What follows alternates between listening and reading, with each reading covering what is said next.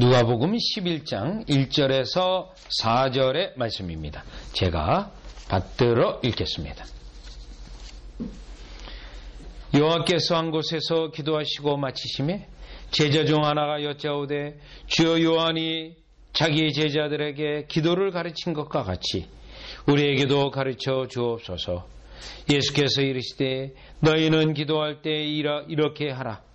아버지여 이름이 거룩히 여김을 받으시오며 나라가 임하오시며 우리에게 날마다 일용할 양식을 주옵시고 우리가 우리에게 죄지은 모든 사람을 용서하오니 우리 죄도 사하여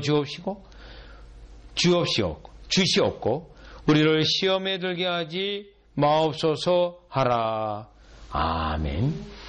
여러분, 예수님이 지금 세례 요한의 제자들이 세례 요한에게 기도하는 방법을 배워서 그들이 기도하는 것을 보고 마침 예수님께서 기도를 마치시고 일어나셨을 때 예수님에게 기도를 하는 방법을 내용을 알려달라고 요청해서 이 본문의 말씀이 기록이 되었습니다.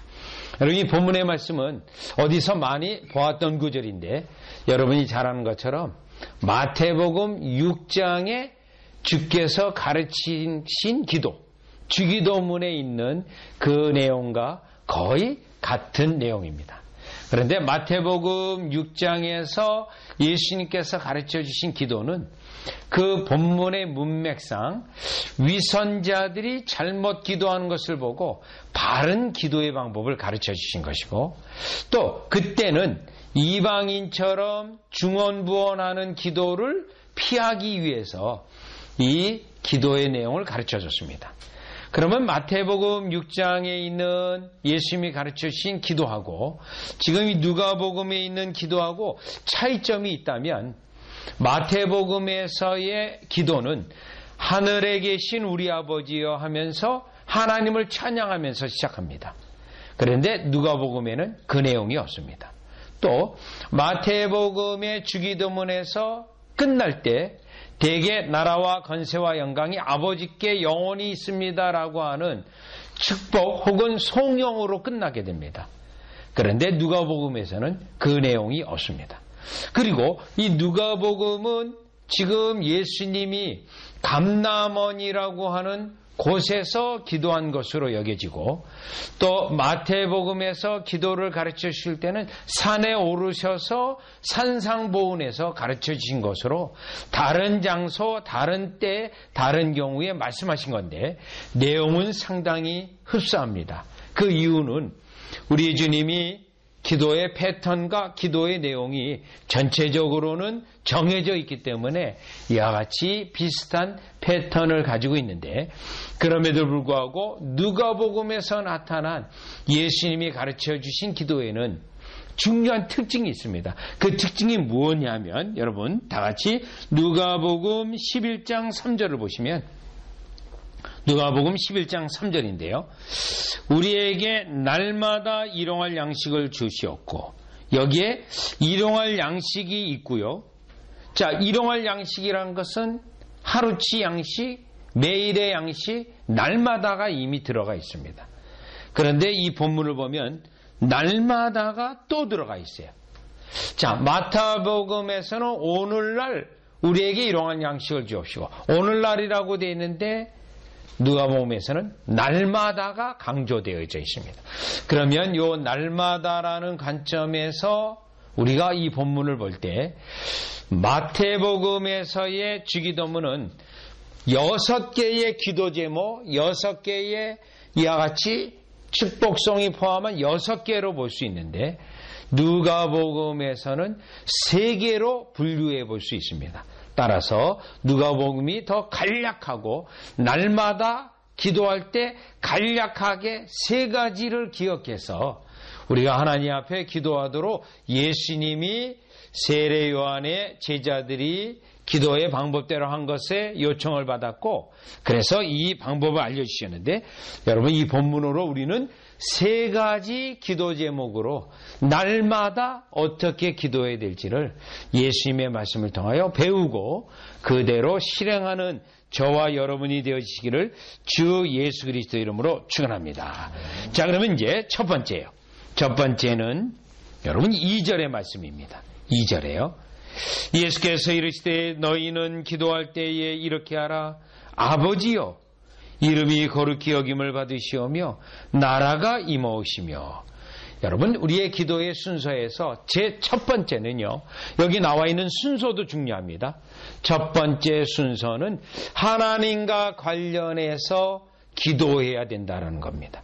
우리와 관련해서 우리에게 필요한 것을 먼저 기도해서는 안 되고 하나님과 관련해서 제1 우선순위로 기도해야 된다는 것을 말씀하고 있는데요. 자, 그런데 2절 보니 너희는 기도할 때 이렇게 하라.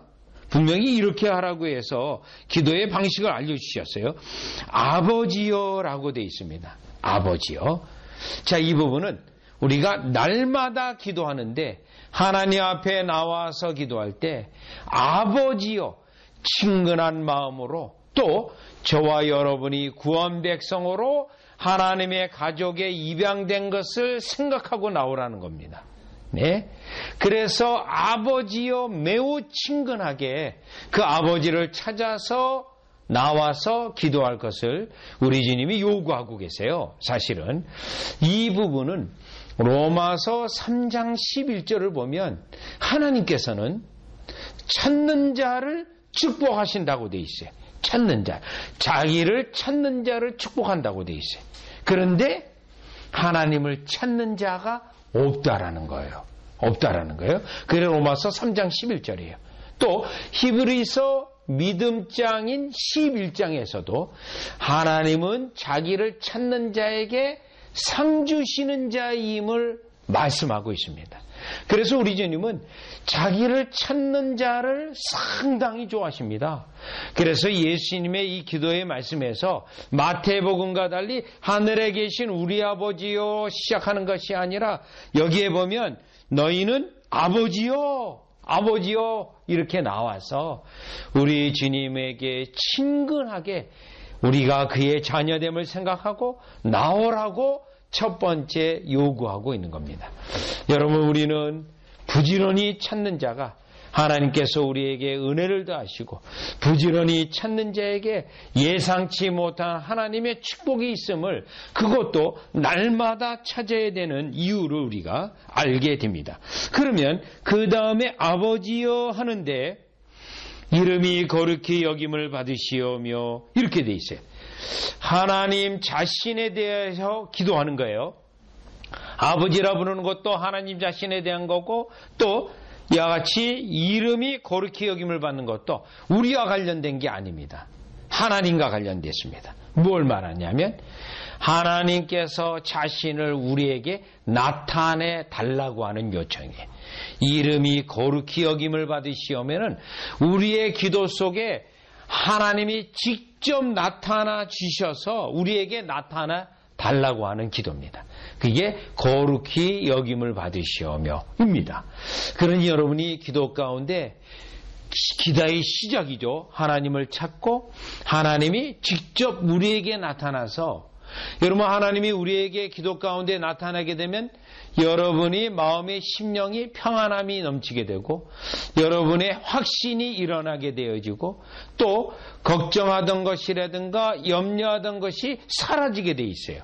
그게 빌립보서 4장 하나님이 우리의 기도를 들으실 때 우리의 심령에 나타나는 증거와 특징이에요. 그런데 여기 이름이 거룩히 여김을 받으시오면 이와 같이 하나님이 직접 임재하고 나타나서 기도하는 그 시간에도 우리의 심령이 평안함과 감사함이 넘치게 해달라고 하는 하나님과 관련된 기도입니다. 그러면서 또 그 다음 부분을 보면요. 또 나라에 임하오시며라고 되어 있어요. 나라에 임하오시며. 이 나라에 임하오시면은 나타나달라고 한 기도에 더해져서 하나님의 통치. 왜냐하면 나라라는 것은 왕이 있고 백성이 있는 거거든요. 그래서 왕으로서 통치하심이 백성들 가운데 통치하심이 증거되게 해달라는 겁니다. 결국 첫 번째 우리가 기도할 때 기도 제목은요, 하나님에 대한 생각, 우리가 그의 백성이 된 것, 그의 양자됨을 생각하면서 아버지에게 친근히 나가고 아버지의 나타나심이 있기를 원하는데, 그냥 나타나심이 아니라 아버지가 통치하시는 그 증거가 나타나게 해달라고 하는 그러한 기도의 내용이 첫 번째 기도의 내용입니다. 그렇다면 여러분이 첫 번째 하나님과 관련하여 기도하는 것이 우리에게 분명히 중요하다는 것을 깨닫는데, 여기서 왜 하나님을 찾는 것이 또 첫 번째 기도의 내용으로 또 기도의 제목으로 들어있냐 하면, 하나님은 보이지 않는 하나님입니다. 우리가 찾고 구하는 하나님은 우리의 눈에 보이지 않습니다. 우리가 만약에 그 하나님을 보았다면 우리는 반드시 죽게 돼 있어요. 그 영광을 감당할 수 없기 때문입니다. 그렇기 때문에 보이지 않는 하나님에게 나아가 기도하고 보이지 않는 하나님에게 나아가 간구할 때 가장 먼저 생각해야 되는 것은 이와 같이 하나님의 직접적인 나타나심이 우리 가운데 있기를 아버지라고 친근히 구하는 것 속에서, 보이지 않는 하나님 속에서 우리의 마음이 하나님 향하여 중심이 되어도록, 특별히 마태복음에 있는 대로 그의 나라와 의를 먼저 구할 수 있도록 우리 주님이 첫 번째 기도 제목으로, 이 하나님과 관련한 기도 제목으로 우리에게 알려주셨다라는 겁니다. 그래서 특별히 모세 같은 경우는 성소에 들어가서 하나님께 기도할 때 하나님이 그의 기도에 입술을 다물게 했습니다. 멈췄습니다. 그리고 성소 뒤에서 흘러나오는 음성이 먼저 나의 말을 들으라는 거예요. 내가 어떠한 하나님인지 너가 먼저 생각한 다음에 너가 그것에 맞춰서 기도할 내용을 기도하라고 하기에, 그가 성급한 마음에 하나님 앞에 말하고자 하는 것을 입을 다물게 했던 것입니다. 그래서 오늘 본문 첫 번째 기도 제목은 하나님과 관련하여서 특별히 보이지 않는 하나님을 어떻게 우리가 믿고 의지하고 나가는가. 아버지 하나님이고요, 또 나라를 통치하시는 하나님으로 그 어떤 일도 이루실 하나님이라는 그 생각으로, 묵상으로 가득 채워서 하나님 앞에 심령을 다 내어놓는 기도를 드리는 여러분이 되어주시기를 주 예수 그리스도의 이름으로 축원합니다. 자, 그러면 이제는 두 번째 기도 제목입니다. 두 번째 기도 제목이요. 자, 마태복음에는 6개의 기도 제목으로 나눌 수 있는데, 누가복음에서는 간략하게 3가지로 나눌 수 있습니다. 그리고 우리가 외우기도 좋아요. 하나님, 그리고 둘째는 우리의 필요한 겁니다. 일용할 양식인데, 자, 3절에 다시 보시죠. 우리에게 날마다 일용할 양식을 주시옵고 라고 되어 있습니다. 특별히 아까 말씀된 대로 누가복음에서는 날마다라는 단어가 강조되어져 있습니다. 날마다요. 자, 그러니 날마다 주님 앞에 나오는 것을 요구하고 있는 거죠. 여러분, 만약에 우리가 주님 한 달치 양식을 주시옵고 혹은 1년치 양식을 주시옵고, 그러면 여러분 주님을 1년마다 한 번씩 나오겠죠. 한 달에 한 번 나오겠죠. 자, 그런데 우리 주님은 우리와 늘 교제하는 걸 원하기 때문에 날마다 나오는 것을 일단 요구하고, 첫 번째로 하나님을 찾는 것, 두 번째는 우리에게 필요한 것들을 날마다 우리가 구할 것을 요구하고 있습니다. 여기서 나타난 우리의 기도 제목의 특징은, 오늘 현재 우리가 주님 앞에서 소박한 삶을 살고 오늘 일용할 양식을 구하게 되면 우리 주님은 우리의 모든 필요를 아시고 우리의 모든 필요를 아실 뿐만 아니라 채울 것을 아시기 때문에 더하여 주시는 은혜를 이 두 번째 기도 제목에서 알 수가 있습니다. 여러분, 그래서 일용할 양식, 큰 분량이 아닙니다. 매우 소박하고 다른 한편으로는 상당히 절제된 겁니다. 여러분, 주님 앞에 이것도 구하고 저것도 구하고 또 많은 것도 구할 수 있지만 주님 앞에 상당히 절제된 기도를 할 때 우리 주님께서 예상 외로 넘치게 주시는 은혜예요. 이 본문이 우리에게 지금 말씀하고 있는 거는요. 또 성경에서는 스가랴 10장 1절 같은 경우는 여러분 우리가 봄비 때에 여호와께 비를 내는 여호와께 비를 구하라고 돼 있어요. 네, 스가랴서 10장 1절. 거기 중요한 내용이 있죠. 이 일용할 양식하고 같은 내용이에요. 봄비 때라고 한다면 여러분 특별히 이스라엘의 땅은 우기와 건기가 분명합니다. 그래서 건기 때는 아무리 비가 안 와요. 그래서 이제 우기가 막 시작되면 건기 때의 먼지가 우기 때 비가 내려서 거의 빙판길처럼 된다고 그 암만에 있는 사람이 얘기해 주더라고요. 우기와 건기가 분명해요. 그러면 봄비 때라는 것은 우기가 시작되는 건데요. 그때는 기도 안 해도 됩니다. 왜냐하면 하나님이 정해신 그 지역의 기후적 특성이에요. 그거를 우리는 자연적 섭리라고 부릅니다. 그런데 봄비 때에 비를 내는 여호와께 비를 구하래요. 구하지 않아도 봄비를 주시는데 왜 그럴까요? 결과가 있기 때문에 그래요. 봄비 때에 비를 구하라. 그리하면 소낙비를 내려서 밭에 채소와 열매를 풍성하게 했다는 거예요. 풍성이요. 그래서 여러분 우리가 소박하고 겸손히 하나님께 비를 구할 때 예상외로 비상하게 축복하시는 것을 말씀하고 있는 구절이 스가랴서 10장 1절입니다. 그래서 우리가 본문 누가복음 11장 3절에 보면 날마다 일용할 양식을 우리가 구하게 되면 우리가 하나님 앞에 자족하는 방식도 배우고요. 소박한 삶의 방식도 배우고 또 날마다 하나님 앞에 나아갈 수밖에 없는 늘 하나님을 찾는 경건한 백성이 되는 원리가 이 두 번째 기도 제목 일용할 양식 속에 우리가 있다라는 겁니다. 그렇다면 여러분 이 원리를 우리가 구약 성경에서도 찾아볼 수 있는데 한번 여러분이 눈으로 확인하기 위해서 다 같이 가보겠습니다.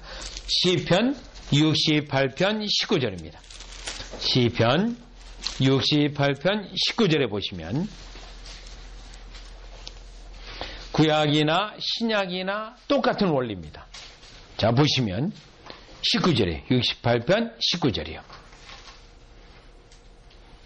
날마다 우리 짐을 지시는 주 곧 우리의 구원이신 하나님을 찬송할지로다. 날마다 짐을 져주신대요. 여러분요. 자, 이 날마다 짐을 져주시기 때문에 우리가 날마다 가서 우리의 짐을 주님께 맡겨야 됩니다. 주님께 맡겨요. 보통 우리가 어떤 물건들이 있으면 짐이 있으면 이와 같이 모아서 때로는 폐기물도 모아서 버리더라고요. 그런데 우리 주님은요. 그때마다 오라는 거예요. 날마다 오라는 거예요. 날마다. 네. 그래서 히브리서 4장에서는 우리 주님 앞에 나아갈 때 기꺼이 즐거이 보좌 앞에 담대히 나오라고 우리에게 말합니다.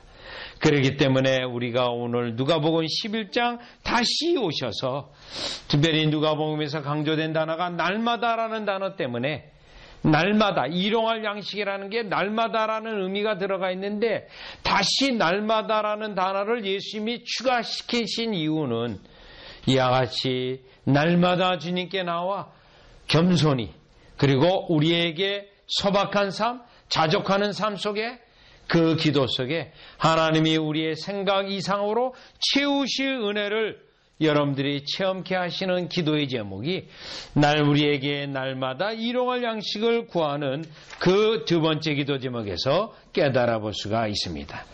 자, 그러면 다시 누가복음 11장으로 오셔서 세 번째 기도 제목입니다.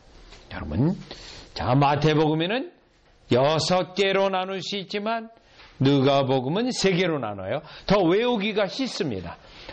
하나님, 그리고 두 번째는 우리에게 필요한 모든 것, 이 땅에서 살아가는 필요한 것, 모든 걸 말해요. 세 번째는요, 4절입니다. 우리가 우리에게 죄지은 모든 사람을 용서하오니 우리 죄도 사하여 주옵시고 우리를 시험에 들게 하지 마시옵소서 하라. 여러분, 세 번째 기도 제목은 죄와 관련된 기도 제목입니다. 죄와 관련된. 그런데 이 죄와 관련된 기도 제목도 다른 사람이 우리에게 잘못하거나 죄를 짓거나 나쁘게 한 것을 말합니다. 이게 이제 그 가운데서도 첫 번째 언급되어 있어요. 자, 이 부분은 누가복음하고 사도 바울의 서신과는 상당히 밀접한 관련이 있는데 에베소서 4장에서도 보면 오래 참는 것이 돼 있어요. 다른 사람의 악행에 대해서 오래 참는 것을 말하고 있습니다. 지금 이 부분도 마찬가지예요. 4절에 우리가 우리에게 죄 지은 모든 사람을 용서하고, 다른 사람이 우리에게 잘못한 것을 용서하라는 게 먼저요. 왜 그럴까요? 기도하는 것에 이 원리가 굉장히 중요한데, 여러분에게나 저에게 잘못한 자에게 대한 악심을 품고 보복하는 마음을 품고 미워하는 마음을 품고 또 때때로는요 원수를 갚는 듯한 마음을 품게 되면 그러한 마음 속에 하나님께 드려지는 기도는 헛된 것이 된다라는 것입니다. 여러분요, 우리에게 이와 같이 영적이지 않는 육신의 정욕적인 거나 또 마귀의 정욕적인 것에 대한 그러한 마음으로 채워져 있게 된다면 하나님 앞에 올바른 기도가 될 수 없기 때문에 먼저 우리에게 잘못한 사람들의 죄를 용서하는 것에 대한 마음을 품고 기도하라는 거예요. 그리고 그 다음에 우리의 죄를 이제 우리의 죄와 관련된 겁니다. 우리의 죄예요. 보시죠. 그 다음에 보시니 우리 죄도 사하여 주시옵고. 자, 이 부분은 우리가 날마다 죄를 짓고 또 날마다 회개해야 된다는 겁니다. 물론 이 부분은 예수님이 베드로에게 알려주셨습니다. 너희가 이미 목욕을 했으니 발만 매일 씻어라. 이 말씀이 요한복음에 있습니다. 발만 씻는 것으로 족하다. 자, 그 고대 근동 그 유다 지방의 사람들은 이제 샌들로 다니고 또 그 바닥의 길들이 먼지기 때문에 매우 더럽습니다. 그래서 그들은 이제 매일 발은 씻어야 됩니다. 발을요. 그것과 같이 매일 회개할 것을 베드로에게 말씀하셨는데 예수님이 가르쳐 주신 이 기도 속에서도 우리의 죄를 매일 회개해야 될 것을 요구하고 있습니다. 왜 그러냐면 우리가 매일 회개하지 아니하고 죄에 대하여 회개하지 않는다면 죄에 대한 감각이 무감각하게 되어지고 또 무감각한 가운데 죄에 대한 습관이 형성되기 때문에 우리 주님이 매일 회개 기도할 것을 요구했어요. 여러분, 이 원리는 요한 1서를 보면 굉장히 중요한 원리예요. 하나님의 구원 백성인지 아닌지를 분별할 수 있는 그러한 효과가 되는데 요한 1서 여러분 3장을 가봅니다. 요한 1서 3장이요. 우리가 매일 왜 회개해야 되는가? 이유가 있어요.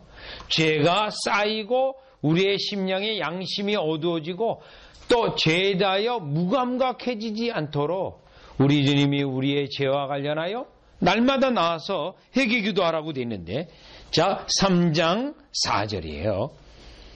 죄를 짓는 자마다 불법을 행하나니 죄는 불법이라. 여러분, 죄의 특징이 율법 말씀을 어기는 게 죄예요. 율법 말씀 어기는 것. 자, 5절이요. 그가 우리 죄를 없애려고 나타나신 것을 너희가 아나니. 예수님이 왜 이 땅에 인간의 몸을 입고 나오셨는가? 나타나셨는가? 오셨는가? 우리의 죄를 없애기 위해서 오셨어요. 그에게는 죄가 없느니라. 우리의 죄를 용서하기 위해서 예수님은 반드시 죄가 없으셔야 했습니다. 중요한 건 6절이에요. 그 안에 거하는 자마다 범죄하지 아니하나니 범죄하는 자는 그를 보지도 못하였고 그를 알지도 못하였느니라. 여러분, 이 부분은 우리에게 충격적인 말씀입니다. 우리가 예수님 믿고 구원받고 죄를 안 짓나요? 죄를 져요. 그러면 이 말씀에 의한다면 예수님 믿고도 범죄를 하는데 그러면 구원 못 받은 건가? 이러한 말씀으로 생각이 되어져요. 그런데 여기 나와 있는 범죄라는 단어는 습관적으로 죄를 짓는다는 것을 말해요. 예수님을 믿는다고 하면서 습관적으로 죄를 짓는다면 아직 그 사람은 구원받지 못한 사람이라는 거예요. 그 이유를 8절에 말해요. 8절. 죄를 짓는 자는 계속해서 습관적으로 죄를 짓는 자예요. 마귀에게 속하나니 마귀는 처음부터 범죄함이라 하나님의 아들이 나타나신 것은 마귀의 일을 멸하라 함이라. 다시요 9절이요. 하나님께로 난 자마다 굉장히 중요한 단어예요. 요한서시면 나오는 거예요. 요한복음 1장 13절 요한 1서에서만 나오는 사도 요한의 용어예요. 무슨 용어냐면 거듭났다는 용어예요. 그래서 하나님께로부터 난 자마다 거듭난 자마다 죄를 습관적으로 짓지 아니하네. 여기에 습관적이라는 단어를 그 속에 넣어야 돼요. 이는 하나님의 씨가 그의 속에 거하며 하나님의 씨가 어떻게 거했죠? 중생함으로 말미암아 우리의 하나님의 씨가 심겨져 있어요. 그래서 우리가 계속 습관적으로 죄를 지려고 하면 우리 속에 심겨진 양심이라든가 그 말씀이 그러면 죄가 되는데 하고 경고를 울려주게 돼 있어요. 경고. 습관적인 죄를 짓는 자는 이 경고를 무시하고 그냥 죄를 짓는 거예요. 네. 그런데 거듭난 사람은 씨가 그의 속에 있기 때문에 습관적으로 죄를 짓지 못한대요. 결론이에요. 그도 범죄하지 못하는 것. 죄를 짓고 싶어도 지을 수가 없다는 거예요. 습관적으로. 왜요? 이유는 하나님께로부터 났다. 또 나와요. 거듭났기 때문이다. 자, 따라서 누가복음 11장으로 다시 오셔서 거듭난 사람이 습관적으로 죄를 지을 수 없기 때문에 이와 같이 날마다 우리에게 있는 죄를 돌아보고 회개하라고 하는 말씀이 여기에 연결되어 있습니다. 습관적인 죄를 짓는 자는 이렇게 날마다 회개하지도 않아요. 죄에 대한 심각함도 없습니다. 자, 그렇다면 누가복음 11장 4절 죄와 관련해서 또 하나 더 말씀이 있는데 우리를 시험에 들게 하지 마옵시고 이 부분입니다. 맛이 없어서 하라. 시험에 들지 않게 한다고 하는 기도는 우리의 매일매일 삶 속에 마귀로 인하여 세상으로 인하여 시험에 들 수가 있습니다. 죄를 지을 수 있는 가능성이 우리에게 있습니다. 그래서 우리로 하여금 이 기도의 결론 부분에 해당되죠. 특별히 죄에 대하여 오늘도 내가 죄를 지을 가능성에 대하여 미리 생각해보고 시험에 들지 않게 해달라고 그 죄를 이길 수 있게 해달라고 은혜를 구하는 것이 결국 이 기도의 제목의 마지막인 겁니다. 자, 이 부분에 여러분 실패한 사람이 누굴까요?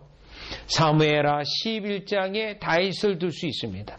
그 다윗은 그가 다 되었다고 생각했고 또 군사들은 전쟁에 나갔을 때 평안하다 생각하고 왕국의 옥상을 거닐다가 그만 한 여인이 그의 눈에 들어오게 되었고 그로부터 범죄가 시작이 되어지고 결국 그는 그 범죄로 인하여 하나님 앞에 징계를 물론 용서함을 받았지만 징계함을 받았던 거야. 무엇이 문제였죠? 자기 자신이 시험에 빠질 유혹에 빠질 것에 대하여 전혀 경계하지 않았다는 겁니다. 여러분 이것은 우리에게 실로 중요합니다. 때때로 우리가 이것이 주님이 뭘 요구하냐면 영적으로 깨어있으라는 거예요. 영적으로 주의를 하라는 거예요. 내가 이러한 말들이 때로는 이런 행동들이 이와 같이 유혹을 받아서 죄를 지을 가능성이 얼마나 우리 앞에 산재되어 있기 때문에 영적으로 깨어있어서 시험에 들지 않도록 주님 앞에 은혜를 달라고 기도할 뿐만 아니라 본인 자신도 시험에 들지 않도록 가야 될 장소, 가지 않아야 될 장소를 청년들 같은 경우는 미리 생각하고 예상해서 시험에 들지 않도록 돌보라는 거죠. 그래서 여러분 청년들에게 저는 공고하는 말이 있어요. 청년들이 어떤 연애를 하고 데이트할 수 있습니다. 그때 늘 강조하는 게 있어요. 밝은 곳에 가서 또 이와 같이 유쾌한 가운데 믿음 가운데 하라고 권면을 해줍니다. 여러분, 때때로 청년들이 데이트할 때 때로는 어두컴컴한 지역에 갈 수도 있어요. 때로는 사람들이 모인 곳에 흥분될 수 있는 곳에 갈 수 있습니다. 그러면 여러분, 그곳에서 여러분 예를 들어 그런 곳에 가서 시험에 들지 마게 하시고 시험에 들지 하게 마시고 눈을 아무리 감고 있어도 소용이 없어요. 주위에 있는 상황이 그렇기 때문에 결국 범죄할 수 있다라는 겁니다. 따라서 우리가 시험에 들지 않게 하옵소서는 나 자신도 제 유혹에 받지 않는 곳에 가지 않도록 제옥의 유혹을 미리 생각해서 경계하는 우리의 책임도 요구되어 있다라는 것입니다. 여러분, 오늘 본문을 통하여 마태복음에 나와 있는 주기도문하고의 차이점은 우리로 하여금 쉽게 기억하도록 세 가지 제목으로 우리 예수님이 말씀해 주셨는데, 크게는 산상보훈에 나와 있는 내용과 크게는 다르지 않지만 누가복음에서는 간략한 기도 제목 속에서 세 가지로 구분해서 여러분들이 이 세 가지만 기억한다면 예수님이 우리에게 날마다 기도하는 것을 요구할 때 무엇을 어떻게 기도해야 될지를 깨달을 수 있는데, 그것은 첫 번째가 하나님, 두 번째가 우리에게 필요한 일용할 양식, 우리에게 필요한 오늘의 것들, 그리고 세 번째는 죄와 관련된 기도의 제목을 세 가지로 나누어서 기도하라고 가르쳐 주신 예수님의 방법을 따라 이 세 가지는 날마다 기억하셔서 여러분이 주님이 날마다 주님 앞에서 살아있는 심령, 응답하는 심령, 하나님의 통치가 여러분 심령에 나타나는 역사가 있으시기를 주 예수 그리스도의 이름으로 축원합니다. 기도드리겠습니다. 하나님, 때로는 우리가 기도를 잘 할 수 있다고 생각하지만 하나님 앞에 가서는 먹먹한 마음으로 기도도 잘 못하고, 때로는 기도한다고 한다지만 중언부언하기도 하고 다른 잡생각으로 온통 머리가 혼란스럽고 복잡하게 되어서 그냥 기도하지 못하고 끝나는 우리의 연약한 모습을 먼저 주님 앞에 고백을 드립니다. 그럴 때 우리 주님이 세 가지 기도 제목으로 아주 함축성 있게 우리에게 가르쳐 주시므로 날마다 이 세 가지는 우리가 운전하기 전에, 때로는 아침에 일어나서, 때로는 식사할 때나 하루 일과를 마칠 때 이거는 분명하게 기억이 나서 하나님 앞에 기도할 수 있도록 은혜를 베풀어 주심을 감사를 드립니다. 이와 같이 주님 앞에 날마다 나타나가 날마다 기도함을 통하여 우리의 주님의 나라가, 우리의 기업과 가정과 생각과 우리 주님의 역사가 우리 가운데 나타나 주시어서 기도하지 않으면 안 되는 심령으로 바꾸어 주시고 기도의 응답이 주렁주렁 열매를 맺게 하심으로 기도하는 시간이 즐거운 시간 되게 하여 주시고 기도하지 않으면 못 견디는 심령으로 만들어 주시옵소서. 예수님의 이름으로 기도드리옵나이다. 아멘.